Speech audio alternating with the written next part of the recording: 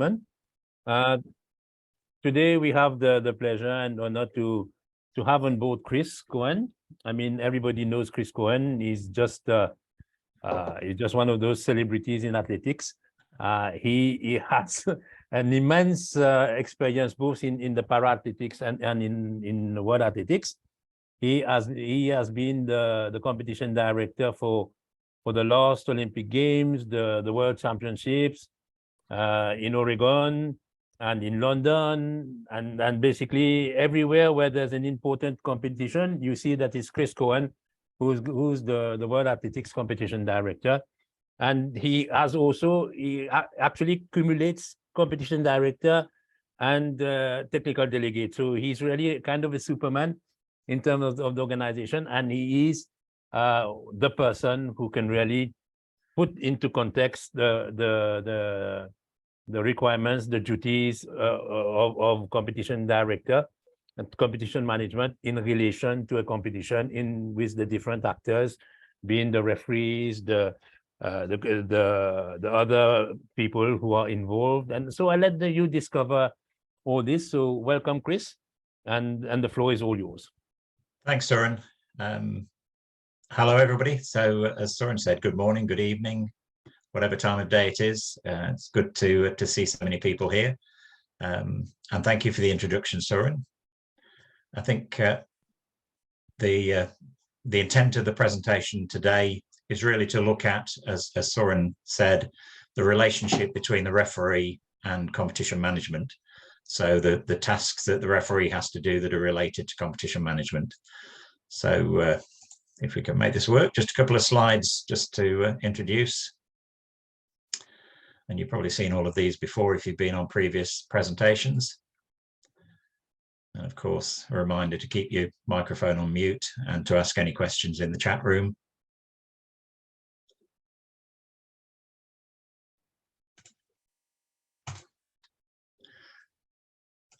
So the rules tell us about the management of the competition, and they tell us that the technical delegate is responsible, along with the organisers, to ensuring that technical arrangements follow the rules, basically.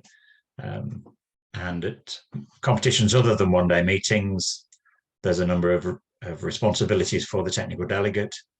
And again, just reading the rule book, you'll be aware of all of those. Anything that arises during the competition that's not covered in the rules, as well as obviously things that are in the rules, and any regulations that apply to that particular competition.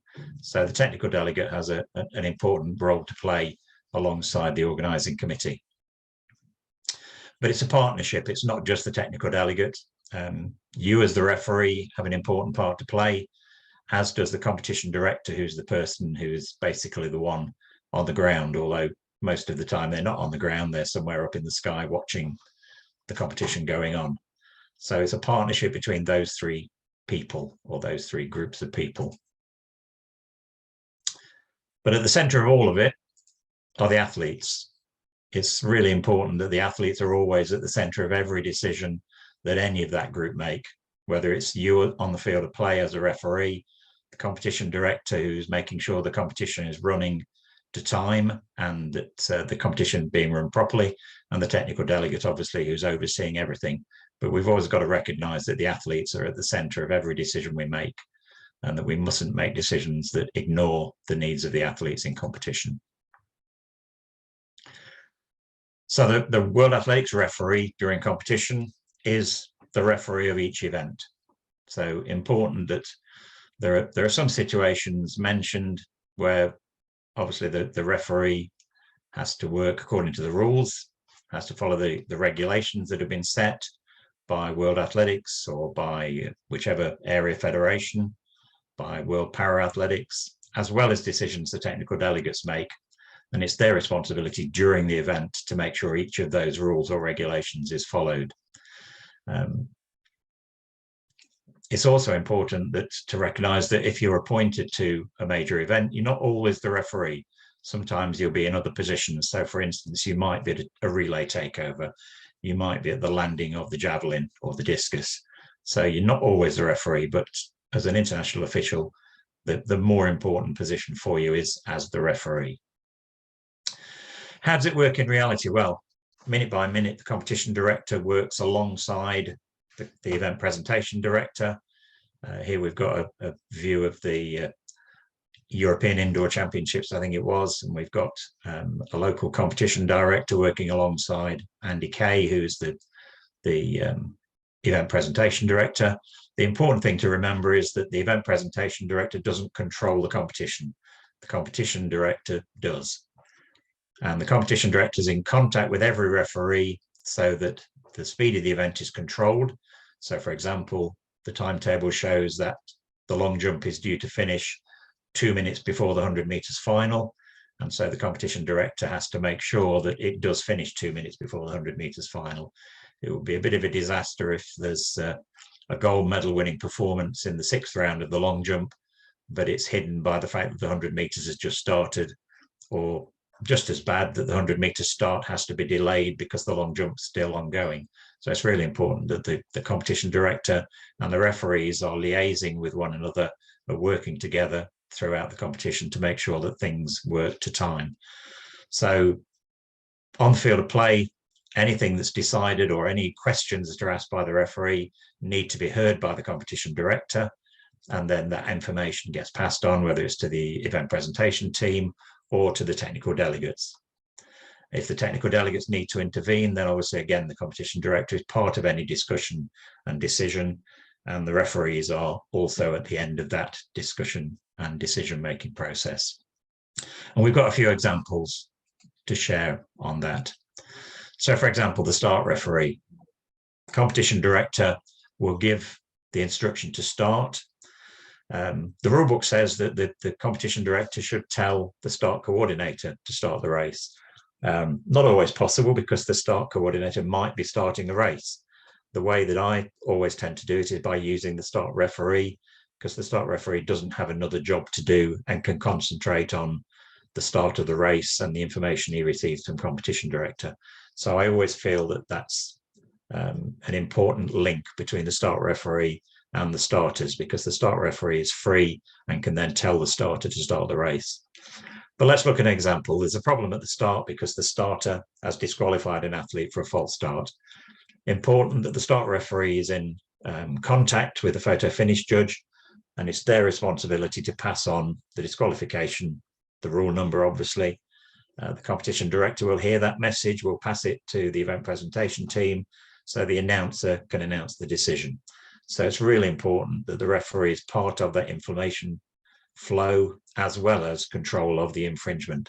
So although in the case of a false start, the referee isn't responsible for giving the false start, that's done by the starter, and the card is shown by the starter's assistant, the referee needs to know all about it, needs to know what the rule number is, and needs to pass on that information to the people involved. Here we've got another problem. We've got an athlete who moves at the start but doesn't start. So now it is the responsibility of the start referee to show the yellow card to the athlete.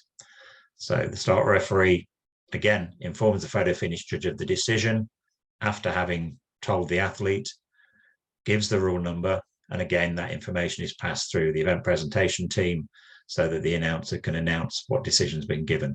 Again, reminder that the referee is vital to the information flow as well as the infringement control. So giving the infringement, showing the yellow card, but then giving that information to the photo finish judge, which will then be passed on through the competition director. Here's something worse. Not only has the athlete moved, but they've moved a second time. So now, having shown a yellow card, they now need to show the yellow card followed by the red card. So again, the same flow of information, and very important that that information goes through. Important that photo finish are aware of it as soon as possible, because obviously in the case of a red card, it's vital that that information appears on the results as soon as possible, because there's a possibility of a protest, and therefore that information needs to be passed on as soon as possible. So again, the referee is important, not only in the infringement, in making sure that the rules are followed, but making sure that the information is passed on.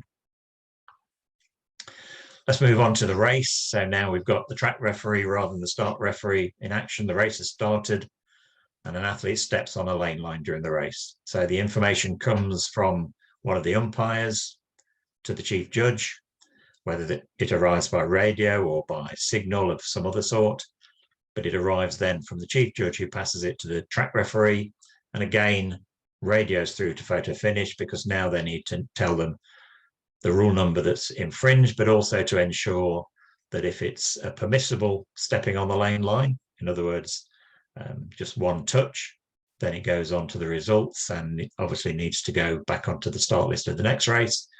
And if it's not a permissible touch, if it's over the lane line, then clearly it needs to be shown as a disqualification. So it's important, again, that that information goes through.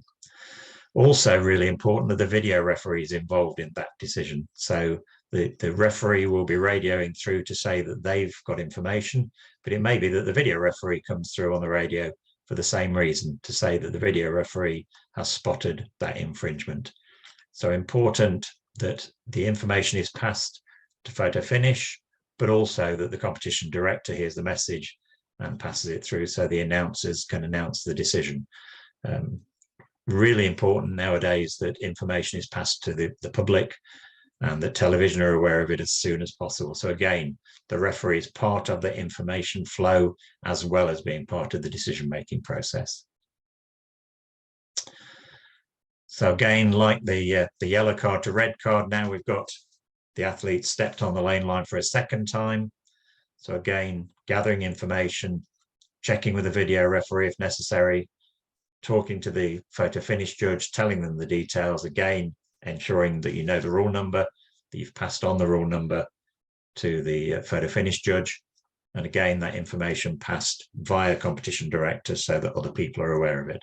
So always making sure that the referee knows the rule number, passes on the rule infringement to photo finish so that they can put it into the results, but also that the competition management team are aware of what's going on. So again, now we've got one infringement, but this time it's a step over the lane line. So again, exactly the same issues.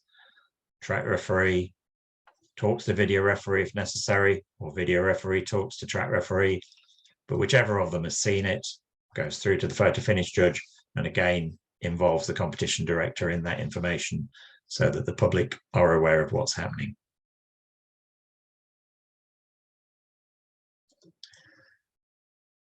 And again, in a distance race, so a race where the athletes aren't running in lanes, an athlete stepped off the track. And again, being aware of what's permissible, whether it's one step off the track or more than one step, and therefore whether it's an L going into the results or whether it's a disqualification, passing that information so that everybody's aware of it.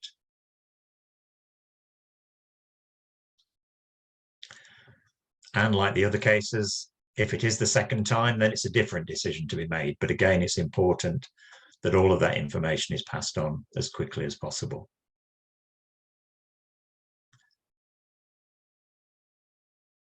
This time we're thinking about why the athlete stepped off. So we might have information that actually the athlete was pushed off the track. So now we're looking at different decisions to be made. But again, it's still important that the track referee and the video referee are looking at what's happened, are talking to the photo finish judge to give them the details. So now we might be talking about a disqualification of an athlete who's responsible for the push, responsible for the obstruction, and a different decision about the athlete who stepped off the track. Obviously, the athlete who stepped off the track, if they took one step off the track because they were pushed, there may not be any infringement there at all as far as the referee is concerned. If they stepped off the line and took 2 or 3 steps, again, the decision might be that there's no infringement committed by them because the decision's been taken to disqualify another athlete for pushing them off the track. So again, important that all that information is gathered by the track referee, that it goes to the photo finish judge to include rule numbers in the decision making, but that it also goes via the competition director so that the event presentation team are aware of what the outcome is. Now there's a protest. Obviously, the athlete who allegedly did the push Again, the track referee and the video referee need to be aware, because the TIC will inform them that there's a protest. And again, it's important that the competition director is part of that information flow when the TIC radios through to the track referee and to the video referee to say there's a protest. Really useful for the competition director to hear that at the same time, so that again, the announcer's aware of the situation, but also to tell the medal ceremony team that they can't do the medal ceremony because there's a protest on the race. So again, very important that the track referee and the video referee, so you as the referee, are part of that process of passing the information forward, of making sure that everything is done according to the rules and that the information flows to the people who need to see it. So I mentioned about the referee's role in making sure events keep to time. Here we've got an example in the long jump. The progress of the event's rather too fast, so the competition director tells the referee to slow the event down. It's important that the final round is in the gap between the last heat of the 200 meters and the final of the 100-meter hurdles. So here we can see that at the end of the long jump, there's a gap of perhaps 2 or 3 minutes before the athletes come out for the 200 meters to warm up, and to prepare, for the 100-meter hurdles come out to set their blocks and warm up. So what we don't want is for that long jump final to finish 5 minutes before that. We want it to finish as close as possible to the athletes coming out for the 100-meter hurdles. On the other hand, we don't want them to go too long and interrupt the preparations for the 100-meter hurdles. We don't want to be getting the excitement of the crowd for the final round of the long jump at the same time as we want to introduce the 100-meter hurdlers for the final of their race. So again, important that the referee is part of that process of keeping the event running to time. One of the things that I do as competition director is that I'll give the referee of each of the field events the times that I expect every round of the competition to finish, so that rather than reaching the 6th round and saying you're 10 minutes too fast, at the end of the first round and at the second round, I will be telling them they were 1 minute too fast or 2 minutes too fast, and therefore they know that they can slow down that 2 minutes in each round, rather than gathering each of those 2 minutes up into the final round and finding that at the end of that 5th round and moving into the 6th round, they're 7 or 8 minutes too fast. So really important that that's done throughout the event, and that communication from the competition director to the referee is ongoing, so that the officials know the speed that they need to run their event at. And most referees will know that anyway, because they have an understanding of that. But again, as I say, I tend to give them a list of times so that they can keep checking all of the time through the event that they are running it at the speed that it needs to run at. And sometimes you might deliberately need to slow an event down because there's a delay somewhere else and you want to fill the time with the long jump or whatever other field event it is. So there may be a deliberate attempt to slow things down that wasn't taken account of. So really important that those people talk to one another throughout the competition. Here we've got the situation in the high jump. So we're in the qualifying round.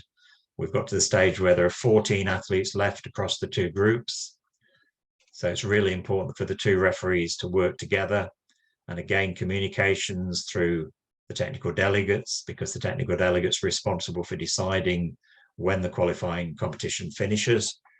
So that the referees need to be talking to one another and to the technical delegate to make sure that they're aware of how many athletes in each group are at the stage where they're qualifying or where there's no point in continuing to qualification, because so many people have already been stopped from the competition because they failed 3 times in the competition.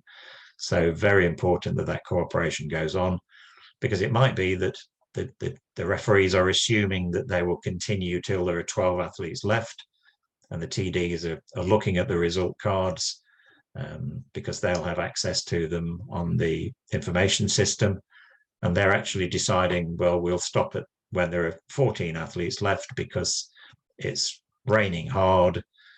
If we lose another athlete at this stage, we're probably going to lose 4 athletes because there are more athletes ready to go out of the competition at the next height, and therefore it will be more complicated to continue to the next height. may be that we have equal 12th in the competition if we move on to another height.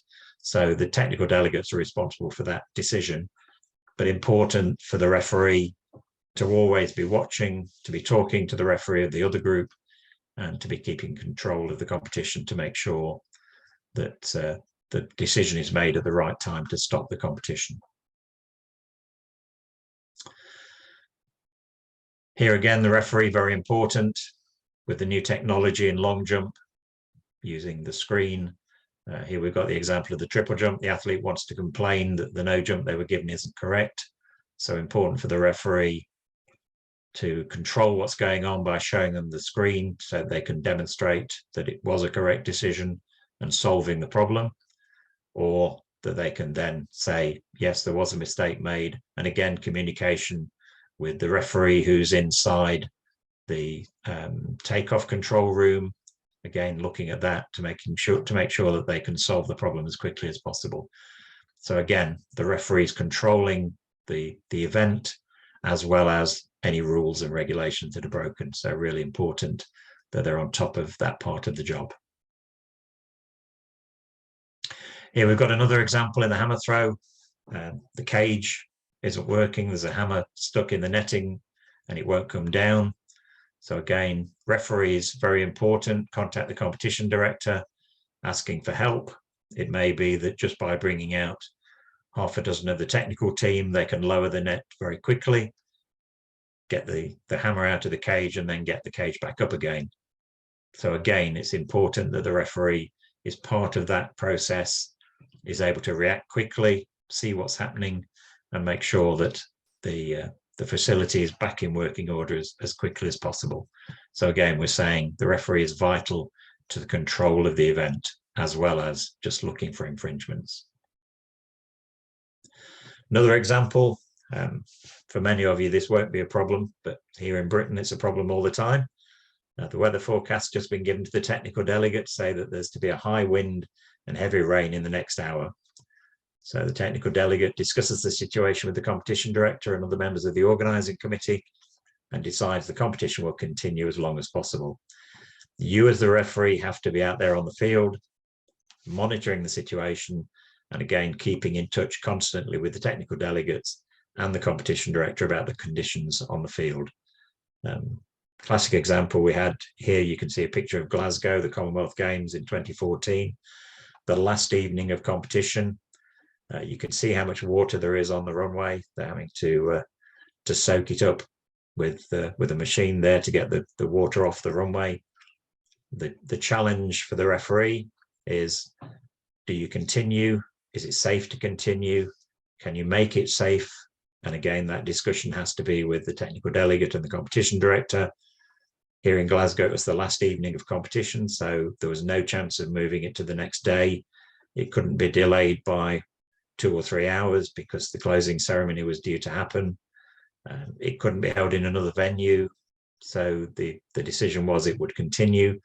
But as referee, you have to decide when it will continue, if you need to stop for a few minutes while you dry the runway, if you need to take the athletes off the field of play for a few minutes. So all of those decisions you have to make along with the technical delegate and the competition director, but you're the one who's out there on the field getting wet through and still having to make decisions that are to the benefit of the competition. And again, what we said right at the very beginning of the presentation, that the athletes being central to that decision-making process. What you don't want to do is continue an event that's dangerous to the athletes. Here we're outside the stadium, the race walk due to start. This is again is a real incident, a report of a smell of gas coming from the drains just after the start. Referee talks to the TD who discusses the situation with the competition director. They decide there should be delay. So you as referee needs to be talking to the athletes to keep them informed, to tell them how long the delay might be so that they can keep warmed up, whether they need to go back and put tracksuits on, whether they need to go back to the tent, whether they can stay on the field of play somewhere that's away from the gas smell. But again, talking regularly to the technical delegates, talking regularly to the competition director, finding out from the people responsible for safety and making sure that the athletes are aware of what's happening and how long they might need to wait before they can start their race. So again, a real life situation. This is from the European Championships in Berlin 5 years ago, where exactly this happened. And in fact, the final decision was that the men's and women's races would actually go together about an hour after the start time was set for the women's race. So again, part of your role as referee is talking to the people who are making decisions and being part of that process and passing on that information to other people. For one-day meetings, it's a bit different because the referee is likely to be the delegate working on behalf of World Athletics, World Para-Athletics, an area association. So here, rather than being the person who's on the field of play carrying out the decisions of other people, whether that be according to rules or the regulations or technical delegate decisions, you are the delegate. So you're there as an observer. You're in an advisory role rather than an active role in conducting the competition. So you're watching, you're giving advice if it's needed during the competition. Quite often you'll have given advice before the competition so that you're making sure that the competition is held in the best way for the athletes, that it's fair, that all of the athletes are treated equally. So it's a very different role from that at a championship, but it's still essential that you as the delegate, you as the World Athletics referee acting as delegate, understand that role and know who the people are that you need to talk to, whether that be the starter, because you're unhappy about the way something happened at the start, whether it's the technical team, the provider of the false start equipment, for example, whether it's field referees, it can be anybody in the field, just talking to them, asking them questions, offering them advice. But your job isn't to run the event. Your job isn't to be the referee of the event, but just to be there to give them advice and to make comments if you need to about the way the competition is being run.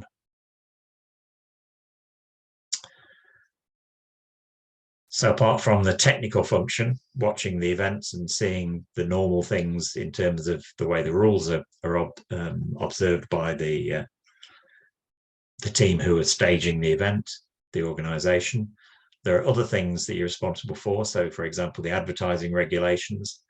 I'm sure that many of you who've done one-day meetings will have wandered around the field of play with your tape measure, measuring the inboard field, counting them, making sure that they're the right number, that they're not too many, they're not too tall. Not that there's much you can do about it at that stage, but reporting back to the organizing committee afterwards, and also to whether it be World Athletics or another governing body, to tell them that the rules and regulations were broken. And similarly for things like athletes advertising, again, making sure that that's covered properly by the core room staff and that they know exactly what their job is and that they know how to do that job. Often you'll be responsible for anti-doping.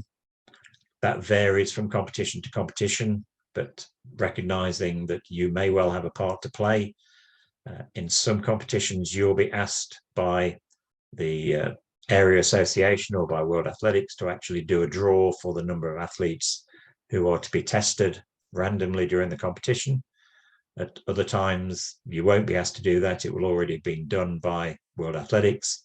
And so it's just a question of going to the anti-doping area, checking that everybody's happy, that they know what they're doing, and that there's no way that you need to help them, but just being aware of what they need to do and offering to help if you can do so. But if you are responsible for the anti-doping, then once you've done the draw, then going back again during the session, just checking that they're doing it properly, that no athletes have escaped, which can happen, making sure that all of the paperwork is being done, and then at the end of the competition, making sure the paperwork is sent to the relevant body. So really important that you're part of that process if you need to be so. Things like transport, medical issues. So again, making sure that those things are in place, making sure that the coaches, the buses to training and to competition have been timetabled so that the athletes will arrive at those places on time and get back again to whichever hotel they're staying in. Make sure that there's medical cover at the training venue. If there's physiotherapy available in the hotel or at the venue. So looking at all of those things and just making sure that they are provided. But again, you're observing all of those things rather than being an active part of them. And then things like the accommodation, is the hotel of a good standard for the standard of the competition?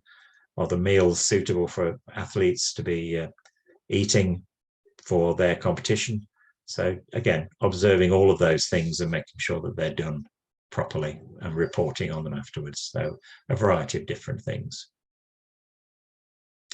For para-athletics, most of the duties are very similar to those at a World Athletics or an area athletics competition, but there are a few things that are additional if you're involved in a para competition. So the things that you need to be aware of is classification. Are the athletes all classified for the competition, or are there some athletes who will arrive at the competition who haven't been classified?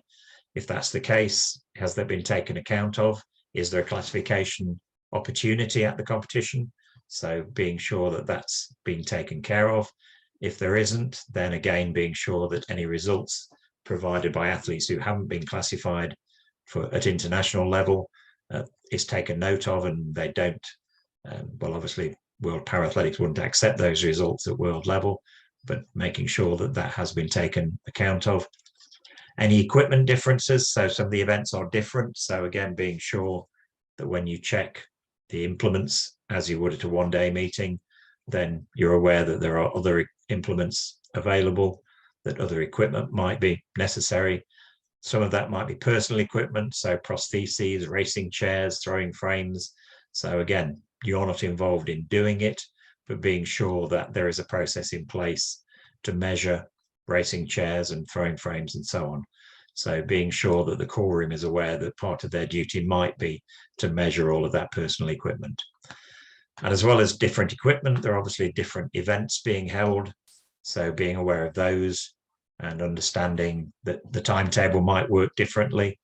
As an example, seated throws take a much different time from ambulatory throws. So just making sure that the timetable takes account of all of those differences.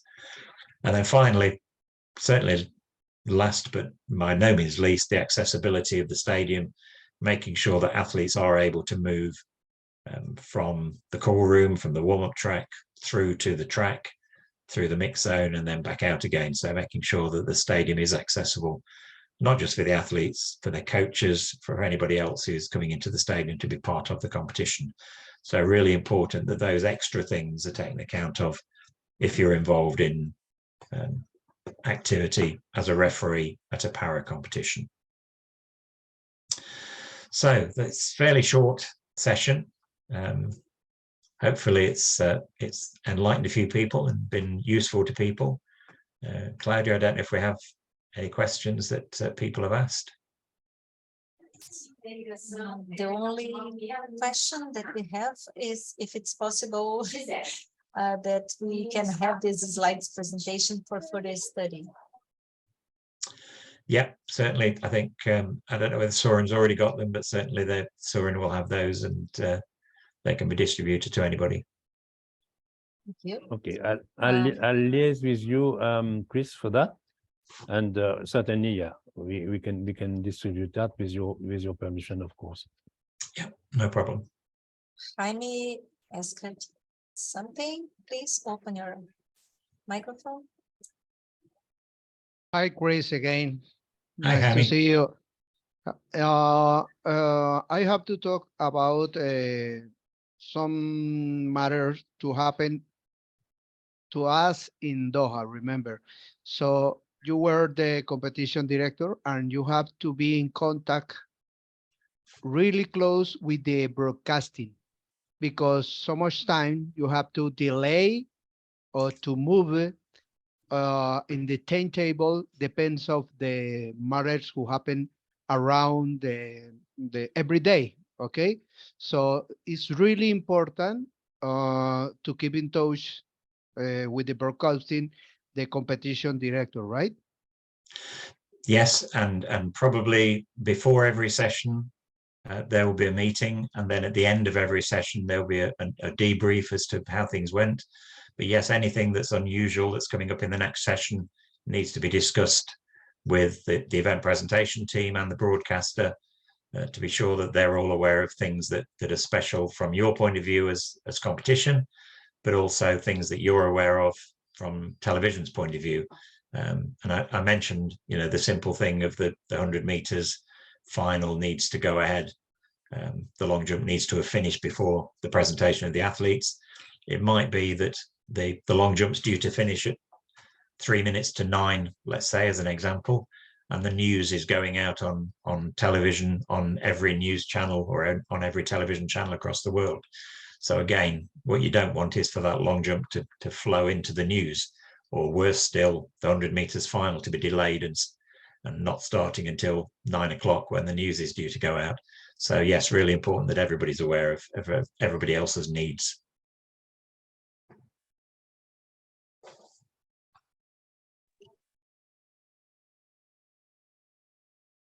If somebody has some questions, please, you can open the microphone. Alejandro.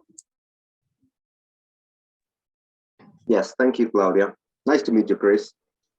And you, Alejandro. Well, you talked about the timetable and the importance of the referee in this process of the timetable success. My question is, in practice, how does a referee rushes or slows down a field event? And if you could give us an example.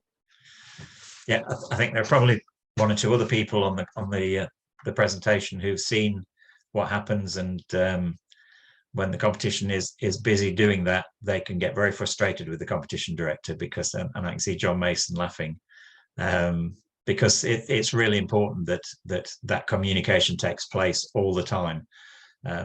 It may be that the event's going too fast, so you know I may radio through to the referee.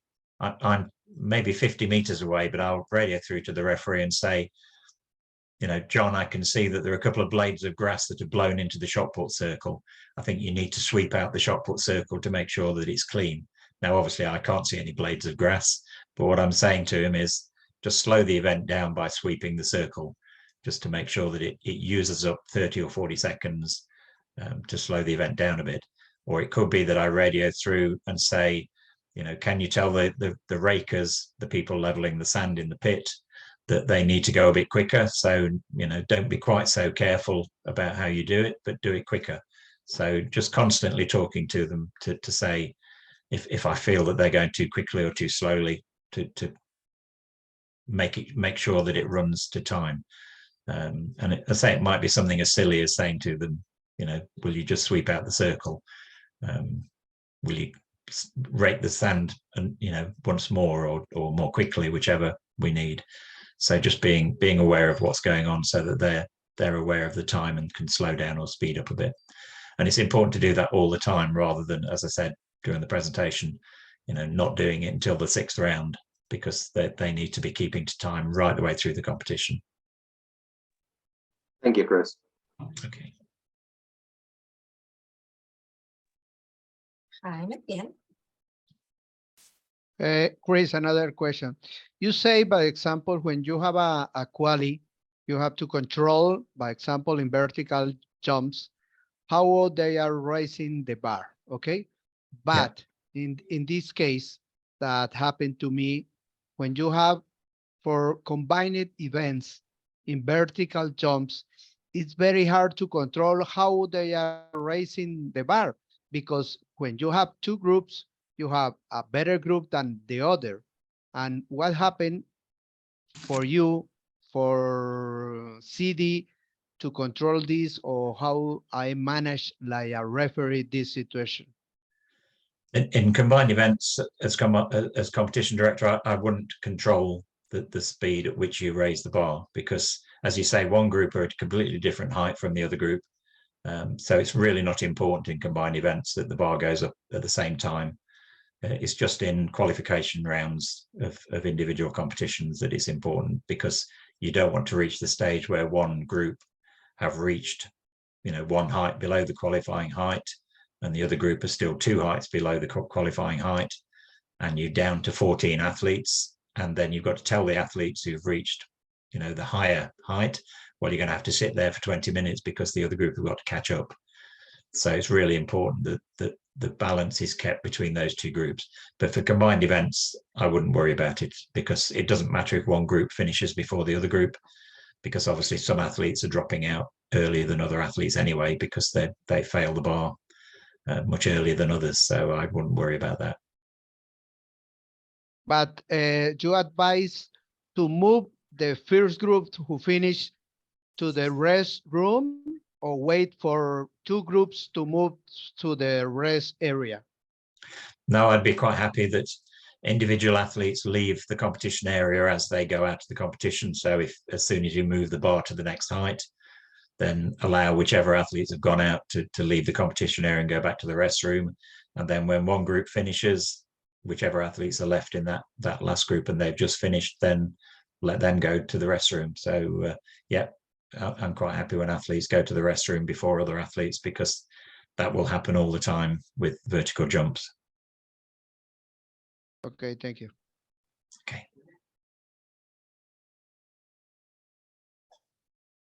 Any more questions? So Suraj?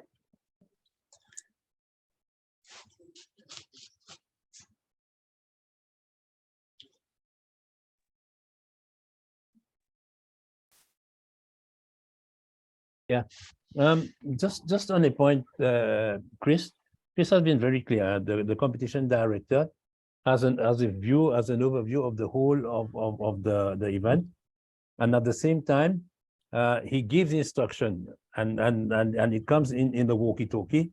As a referee, you may think that it might seem queer, but you need to immediately implement those decisions, because the competition director has a wider picture. He has all the information that you don't have. So you need to really go for it. I mean, if he tells you that one athlete is on the track there, why is he on the track there? You go and remove the athlete from the track there. It's something you are the reactive person on the field, but the competition director, he has the view, he has all the information.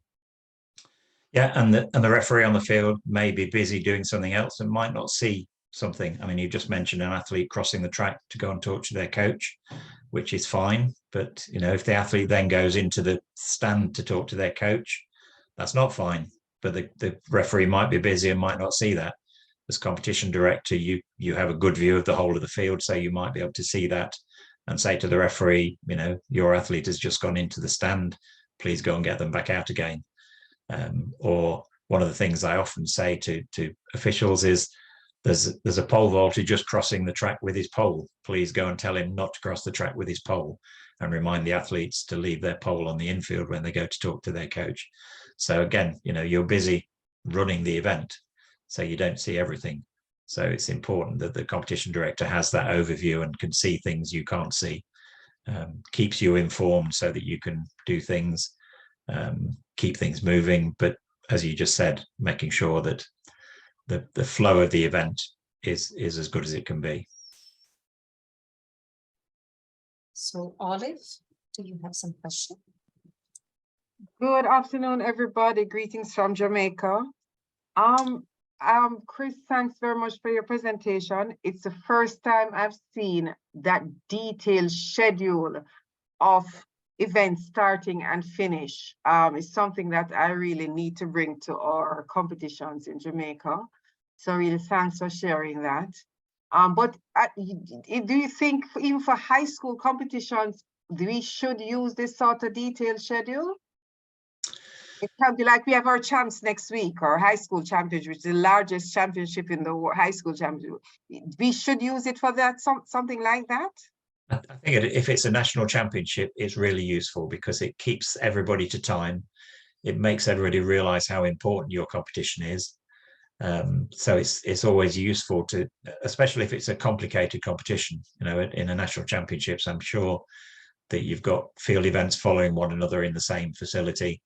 So it's really, really useful to know exactly what time one event should finish, so that you know, you've got enough time to warm up the next event and start on time. So for anything from a national championship upwards, I would certainly recommend using detailed times of when events should start and when they should finish, so that you're confident that you've got the timetable correct. Okay, great, thanks. I guess a lot of this also will be dependent on previous times or schedules that you may have recorded before, you know, if you're doing it for the first time, but thanks. And I know, I hope you didn't set the exam, but can you give us 2 examples of sort of questions that you would ask for in relating to the competition management? I think, I mean, there'll definitely be a question about qualifying rounds in high jump. So that's definitely one that you'll need to do some work on to make sure that you can judge a qualifying round as to who qualifies. So that will definitely be in there. Beyond that, it's difficult for me to know what will be in the questions. The questions will be similar to the ones that were there in the previous exam in November, but obviously different. But the same sorts of things will be asked. Okay. All right, thanks much. I wasn't asking you to give me the exam questions, you know, but just similar. Thank you very much. Okay, my pleasure.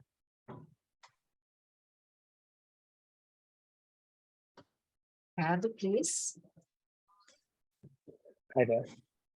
Chris, I have a question about the yellow and the red card shown by our competitive referee at the European Indoor Championships.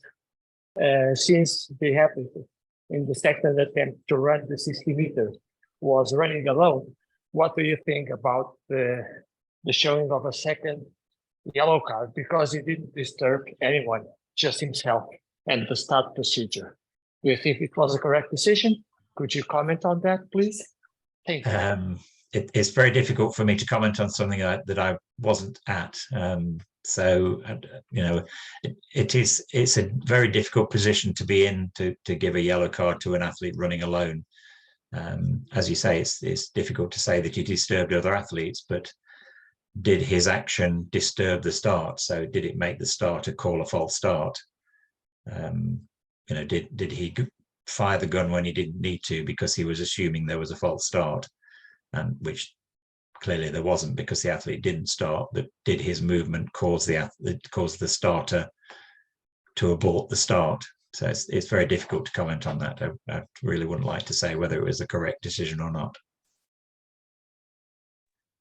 And do you think that should be clarified in the future in the rules? Do you think it's a good option? Yes, I think it's always going to be difficult when an athlete runs alone as to what decision you're going to make if they don't do what you expect them to do. There was not quite the same situation in the summer in the European Outdoor Championships in the combined events, where one of the athletes had been false started in the race proper and therefore disqualified because it was the second false start in the race, and then ran alone. I mean, fortunately, he started the race quite normally, but that would have been a similar situation. So it may be that, you know, the way the rule is written needs to be looked at so that it's easier for the referee to make a decision based on the wording of the rule.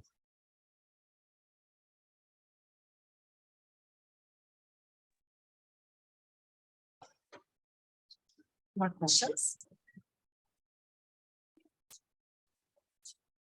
Please, you want to say some words? Ricardo Ricardo?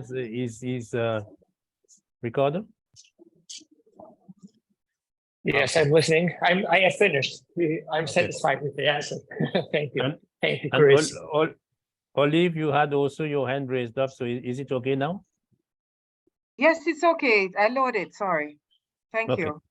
So, I mean, I hope that you have had the opportunity to really gain from the experience and of Chris. Just before I close, I will before closing this session, the session scheduled for tomorrow, Wednesday 22nd by John, on referees, protest and appeal.